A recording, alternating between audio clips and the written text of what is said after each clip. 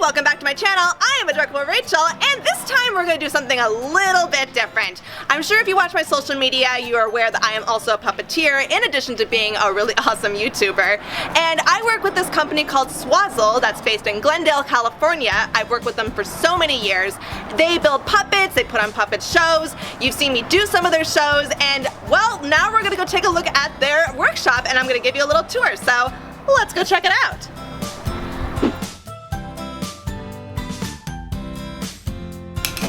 And this is the opening office, and right over here we have one of our founders. Over here we've got Patrick. Say hi, Patrick. Hello, sir. Welcome to Swazzle. Welcome to Swazzle, everyone. My name is Patrick, and this is my home. I know, but see, as you can see, first of all, this is the front of the office. We've got a poster from one of the shows that we've worked on.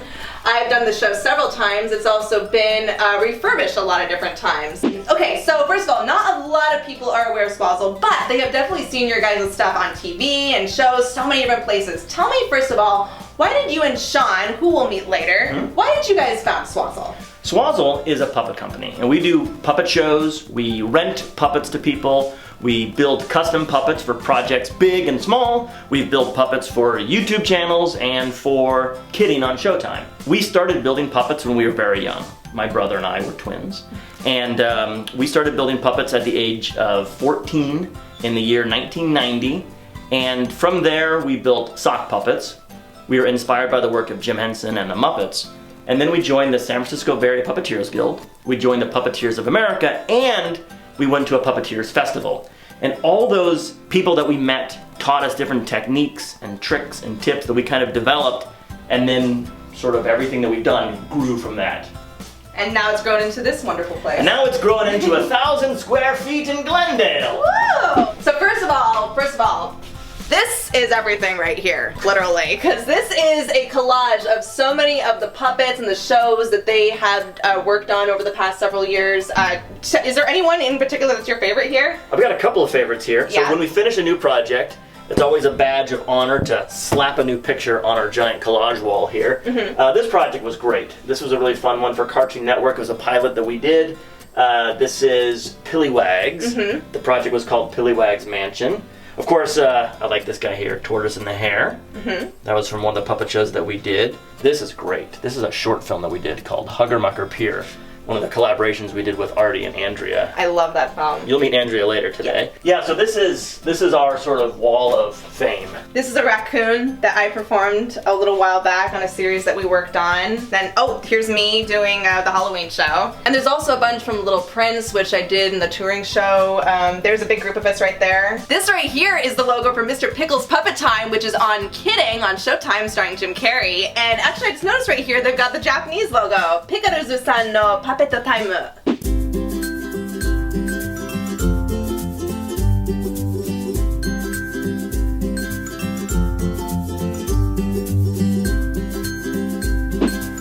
So here's the workshop. This is where the magic happens. Okay, so tell me where everything is, first of all. Sure, I'll tell you. So this is, when we're building puppets, this is where we work with these nice big workshop tables here. This is a new character that we're creating right now. This puppet was made out of foam. It's like Lakers colors and UW colors, I noticed. Exactly. So it's made out of foam, which is a material that we use most of the time. Right, As you know, all the puppets that we use at the LA Zoo and stuff you perform for us are made out of foam. If you notice, there's a bunch of like little creases. They cut the pieces together and glue them together. In fact, this here is my pile of patterns that we created to make this puppet. I'm always surprised how many pieces of paper it takes to create one puppet. But let me show you some of the materials that we have. Yeah, please. So these are the materials we use to build puppets. Right. You guys have felt, I see you've got clothing. You basically just pick up everything you can from like thrift stores and, where do you get fur, first of all? Where do you guys normally get fur? Great. So we get a lot of our materials at downtown LA. There's this really great store that has this crazy selection of furs, anything you can imagine. And it's funny, all the materials that you see here were all built for individual projects. We have sheets of foam here, of course. And you guys have different types of foam too, right? Exactly. Yeah. Different types of foams for different types of jobs. So when we are doing puppet mock-ups, We use this foam here. The softer material, yeah. It's like a cheap kind of poly foam. Yeah, I know. Yeah, this one's softer. This one's a lot more rough. And a little more durable. Yeah, durable. This one also has little open cells, which is nice because it's supposed to wick away moisture. And you know how nice and cool those puppets are. Oh yeah, they are so cool and nice and cool. No, they're not. They're so warm and sweaty. Yes. And then of course we have solid blocks of foam here. So the king that you performed in Little Prince was carved out of a block of foam. Just like that. This is the starting point. So this right here is fleece, which is one of the most common materials that you use to make puppets, right? Yes, correct. It's known as Antron fleece, but most people call it Muppet fleece. Muppet fleece. Yeah. So yeah, Muppet fleece, it's a great material. It comes white, and we can dye it all these really fun, crazy colors. See that there? That's like Kermit the Frog color right there almost. If you were to pet this, you could pretend like you're petting Kermit the Frog. Aw, Kermit. And you dye these all by hand, right? Yeah, exactly. We have a giant pot, and we fill it up with water and Rit dye, and then we can create colors that are kind of drab and dreary, or colors that are super vibrant and poppy. All these scraps, we always save every little scrap that we have after a puppet build because you never know when you might need a purple eyelid or a pink nose or... Even the smallest materials can do something. Exactly. Yeah. So this is our sewing area. Of course. We have little sewing machines here. This is the newest machine we have in the shop.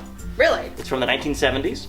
Okay, but it's still usable, obviously. Yes, yeah. The best sewing machines are the old sewing machines. Look at that old right there. Right. It'll never break. And look who it is! Oh, it's the king! Awesome! Oh, okay, first of all, I did this character back last year when we were doing the Little Prince, and as you can see, actually, here's the foam that he was talking about, but it's been flocked. Exactly. Yeah. You have very small rayon fibers. It gives them a nice soft look. Actually, if you want to know what Miss Piggy feels like. Yeah, exactly. Here we go. Yeah, Miss Piggy is also a flock puppet. And this is where we keep everything else that we use to build a puppet. Everything. So we have thread of every color, tape, Velcro, elastic, large safety pins, glue guns, you name it, we have it right here. Shoelaces. Do you know why we use shoelaces? To tie on the arms, right? Boom. Yeah. That's right. What's great about shoelaces is they have that nice finished end of that little plastic bit right there, so that it'll never fray, and that way you can take the arms on and off of puppets. Yeah, that's one of the really cool things about puppets is you can recycle them. Yeah, whether you just take parts off, whether you take them apart and just use the head again, I mean... Oh, yeah. Yeah. We're always using pieces and parts from all of our puppets to create all new characters. Right. In fact, on the show Kidding, you'll recognize some characters, I think. The cat that you performed in Bark the Robot Dog makes an appearance in the Japanese Mr. Pickles show. Right. So keep an eye out for that. And a few other sort of Swazzle favorites that you've seen in our shows appear in the background of their show. Yeah. Hey, Sean. Hey, Rachel. Hey, guys, this is Sean Johnson, the other founder of Swazzle, and he's got something he's working on here. Tell me, what are you doing? Well, right now I'm actually sewing some fleece. Okay. As you mentioned before, Muppet fleece or Antron fleece. I'm going to actually stitch that, and I thought maybe I could show you and your audience how we stitch fleece. You want to see that? Yeah, absolutely. I would love that because, you know, actually, I've been puppeteering with these guys for years, but I've never been much of a puppet builder, and these guys have tried teaching me a thing or two here and there. So yeah, I would love it actually if you showed me how you sewed fleece. Absolutely. Now, the fleece that I'm making right now is for this character. His name is Herrick the Elephant. Oh, cute! Yeah, and what's cool about this is we actually have a YouTube series that we're doing right now on our YouTube channel, which is Swazzle Productions. And over the course of this show, we're actually building this puppet from scratch. So you get a little, Get a little preview of it? This little preview right here. Cool. In person. So this is how you stitch fleece properly. Okay. One thing you'll notice about the fleece is on one side it's fuzzy, and on the other side it has this backing. So the trick to sewing fleece really well is you don't want to have the thread go through the top of the fleece. You want to go through the middle of the fleece. See the thickness right there? And you grab only the back. So you take your two pieces of fleece and you lie them right next to each other. You take your needle and you go in, again, in between those two layers, and then in the other side. And you pull them through. Now this is just starting our knot here. And then you go in, and then pull through. And you work carefully along that seam, pulling it nice and tight. keeping your stitches fairly close together. I've heard people describe this as the legendary Henson stitch. Mm-hmm. Now, what we learned from working at the Creature Shop, we asked Jane Gutnick, who's a legendary puppet builder, still works with the Muppets, she's a superstar. We asked her, what's a Henson stitch? And she said, I've had people ask me that before, but I don't know what a Henson stitch is. Huh. What we figured out is a Henson stitch isn't necessarily a specific stitch. It's like a way of stitching, which is clean, careful, and seamless. Interesting. Yeah. So I'm going to show you what this looks like. Just sew in a small section. But on this side, you can see how... It looks like one piece, pretty much. Yeah. And all you do is just kind of, move those fibers around. You can even kind of brush them a little bit with a pin. And you have a seamless puppet stitch. That's awesome. If you guys look really closely at Kermit or even other puppets, again, if you notice very closely, there's a tiny little seam that goes down his face, but for the most part, it's not noticeable because of this kind of stitch. Yes. Stitch carefully. There you go. Hot tip, big secret. Hey, Melissa. Hey, Rachel. Hey, guys, this is Melissa Doss. If you're a Henson nerd like me, you probably saw her on the Henson Creature Shop Challenge. She was a finalist on that show, and now she works here. So, Melissa, are you allowed to tell me what you're working on? I'm not allowed to say what I'm working on quite yet, but by the time this video airs, we probably can put the link below. Okay, cool. Yeah, guys, whether or not this comes out sooner or later, just please come back and check, because from what I hear, this is a pretty cool project. And I understand you also worked on Kidding. You made some pretty cool puppets, right? Yes, so I had the opportunity to do Thump Thump, which is the little heart that Jim Carrey uses. Oh, cute! I sculpted it, I fabricated it, I painted it, I went to set with it. So it's probably one of the only puppets that I've ever been able to do start to finish and go to set with. Oh, that's so cool! Yeah, really happy and really a dream come true to work with Jim Carrey.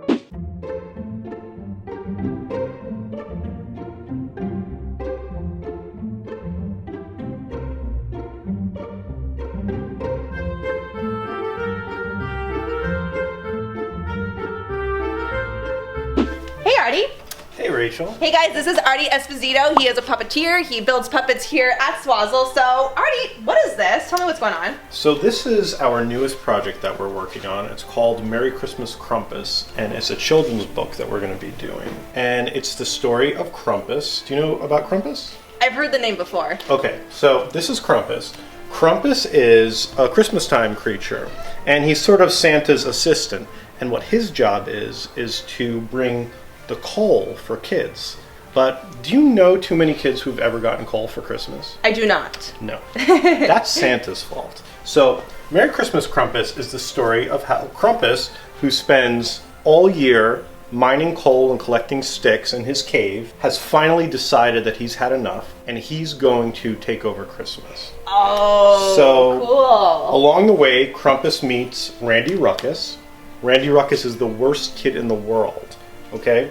When Krampus meets him, he gives him a run for his money, that's for sure. And in the end, what Krampus learns is that even the worst kids have some good in them. Oh, that's so sweet. But the way that we're doing this book is we're doing it with miniatures and posable puppets. So these beautiful puppets were designed and created by Andrea Coleman, who's an artist, and she painted the faces on them. Now, when we actually do the book, all of the characters will be done with blank faces. Okay, tell me about that.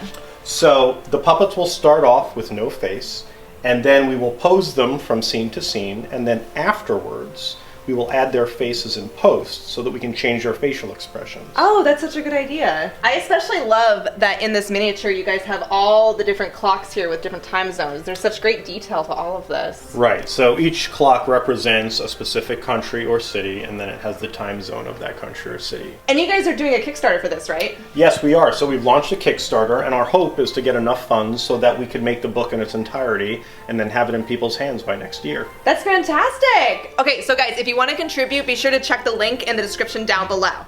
Hey Hey, Andrea. Hi. Hey, guys. So speaking of the Krampus, we are actually going to talk to the artist who made these little guys. So first of all, Andrea, tell me how you come up with such interesting ideas for these characters. Well, I used to have a line of handbags, and then when that ended, I just had all this leather left over, and I started thinking, because I used to be in animation and cartoons are my true love, I thought, let me just make a bunch of weird and wacky characters, just whatever comes to mind. So when I had the red leather, I thought, oh, well, a devil is red. Let me just make a devil. And I started using all kinds of things like nail polish on the horns and the tail. And there's kind of really no rhyme or reason at all. Like, you know, just a suede green monster with squirrel underpants. And And you hand paint all of these, right? yeah, they're hand painted. I just kind of sew these crazy shapes together, and they always kind of turn out differently than the original sketch. Or sometimes I don't even sketch them. I just start sewing weird things together. And I didn't even know how to sew before this really? at all. So, but that kind of adds to it because the sewing's super wonky and crazy. So, yeah, and then I just start painting them, and then kind of a whole story comes together when they start forming a personality. That's kind of how it just always works out. You just start from somewhere and then it suddenly just becomes this whole big thing, right? Yeah, definitely. Yeah, those are fantastic. Thank you. So anyway, yeah, I'm sort of a big deal. Hold that thought. The Krampus puppet. I want to say one more thing, which is if you go to the Kickstarter, you can actually sign up to take puppet building classes right here in the Swazzle Puppet Studio. Oh, and puppet performance workshops as well, in case you wanted to be a puppeteer. Puppets? Ugh.